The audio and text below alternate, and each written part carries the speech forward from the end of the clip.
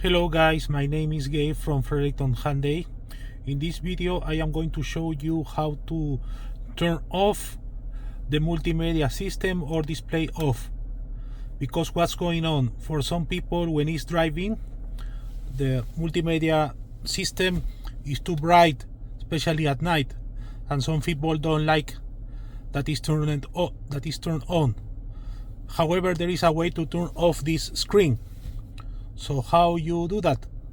So you just go to here, setup, and then click here in display off, and automatically the display turns off. It's magic.